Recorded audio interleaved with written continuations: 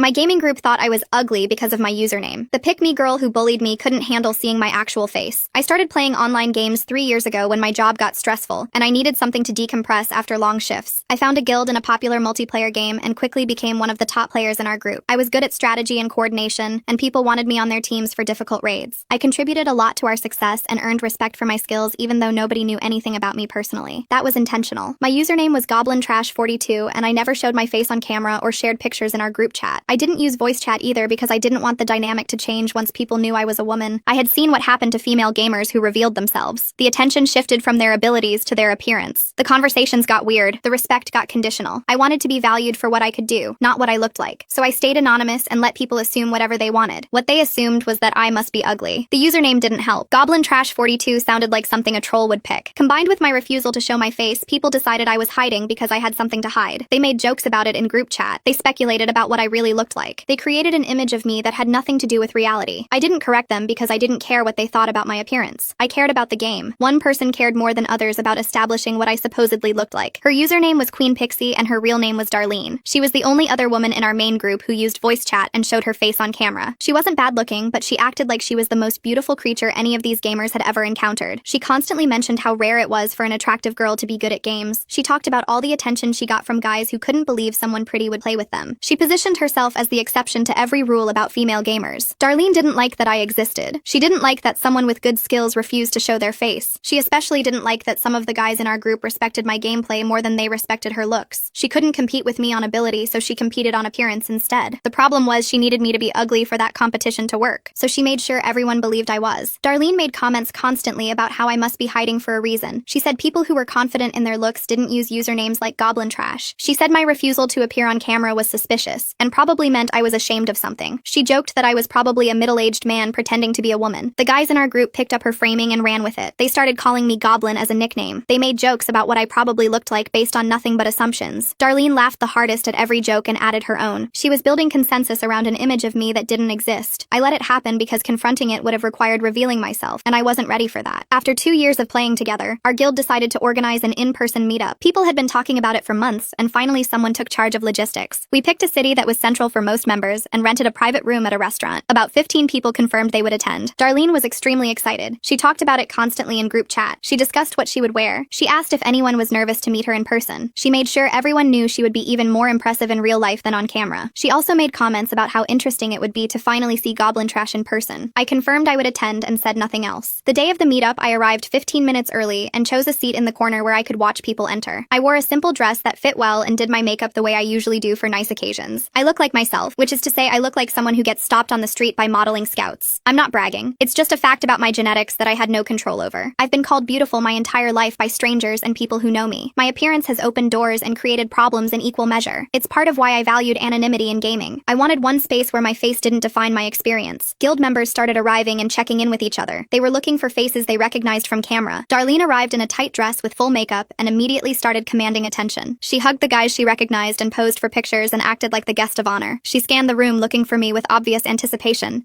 She wanted to see the ugly girl she had been mocking for 2 years. She wanted confirmation that her assumptions were correct. One of the guild leaders finally approached me because I was sitting alone and asked if I was with another party. I told him my username. He stared at me for a solid 5 seconds without speaking. Then he called out to the group that Goblin Trash was here. Everyone turned to look. I smiled and waved. The reaction was immediate and gratifying. Hashtag. The silence stretched across the restaurant's private room like someone had hit pause on reality. Everyone stared at me with complete shock as they tried to match Goblin Trash 42 with the woman sitting in front of them. Some had their mouths slightly open. A few blinked rapidly like they were trying to clear their vision. Darlene's expression froze mid-smile, her eyes going wide as she processed that the ugly girl she spent 2 years mocking actually looked like she stepped out of a fashion magazine. Her smile stayed stuck, but her eyes showed pure panic. Several guild members immediately pulled out their phones to compare my face with their mental image. I could see them scrolling through old group chat messages where they made jokes about my appearance. Lyra approached cautiously and admitted she felt terrible about some comments she made. Her face flushed with embarrassment. She couldn't make eye contact. Darlene remained frozen near the entrance, still scanning the room like she was hoping to find the real Goblin Trash somewhere else. Mateo broke the tension by asking if I was actually the person who carried him through that impossible raid last month. When I confirmed it was me, he started laughing at himself for all the goblin jokes he made. He kept saying he felt like an idiot. Other guild members slowly approached to introduce themselves properly, their behavior noticeably different now that they could see my face. They stood up straighter and made more eye contact. During dinner, I noticed the social dynamics shifting rapidly. The guys who used to call me Goblin as a an insult, now used it as a friendly nickname. They asked about my job and strategies for different boss fights. They offered to buy me drinks. Darlene tried to maintain her position as the center of attention, but kept glancing at me with barely concealed anger. She told stories about modeling opportunities. She posed for pictures, but people's attention kept drifting back to me. Tucker pulled me aside and apologized for not shutting down the appearance jokes in group chat. He admitted he went along with assumptions he had no basis for making. He promised to be more aware going forward. When I returned to the table, I overheard Darlene whispering to Lyra about how I probably used filters or had work done. Lyra looked uncomfortable and changed the subject to upcoming raid schedules. Other guild members were actively avoiding Darlene's attempts to gossip. When she tried to pull someone into her conversation about my looks, he made an excuse about needing another drink. Mateo sat next to me and we talked strategy for upcoming content. He asked detailed questions about my approach to specific mechanics. He mentioned he always respected my calls during raids and never understood why people made such a big deal about me not showing my face. He said my raid leading was some of the best he'd experienced. For the first time in 2 years, I felt like I was being seen as a complete person, rather than a mystery or a joke. Darlene made one last attempt to reclaim attention by suggesting a group photo and insisting on positioning herself in the center. When I ended up near the middle of the group, her smile became visibly forced. The photo got posted to Discord within minutes, and she was the only one not genuinely smiling. After the meetup, our group chat exploded. Several members privately messaged me with apologies. Lyra sent a long message acknowledging specific comments she made and asking if we could start fresh. I appreciated the genuine remorse. Darlene posted about what a fun evening it was, carefully avoiding any mention of me or the reveal. Someone asked directly what she thought of finally meeting me. After a long pause where the typing indicator appeared and disappeared several times, she responded with a generic comment about it being nice to meet everyone. The awkwardness of her non-response became its own statement. Over the next few days, Darlene's activity in our guild Discord dropped from constant to minimal. She stopped posting screenshots. She stopped sharing memes. She stopped making those comments about being the rare attractive girl who could actually play games well. The comparison she built her entire gaming identity around didn't work anymore. I existed as proof that beautiful women could play at high levels without making their appearance the main topic of conversation. Our next raid night arrived and I made a decision that felt both scary and necessary. I enabled voice chat for the first time in 2 years. When I said I was ready, the chat went completely silent. Then Mateo said my voice sounded exactly like he imagined, which made everyone laugh and broke the tension. My callouts during the raid were as sharp as they'd always been in text. Hearing my actual voice seemed to complete the picture for guild members still processing the reveal. Darlene joined voice chat, but stayed muted for most of the raid. She missed several mechanics she usually handled without problems. She stood in fire and died early. Her performance reflected her mental state. Lyra messaged me asking if I wanted to grab coffee. We met at a cafe and she opened up about how Darlene actively encouraged all the jokes about my appearance over the past 2 years.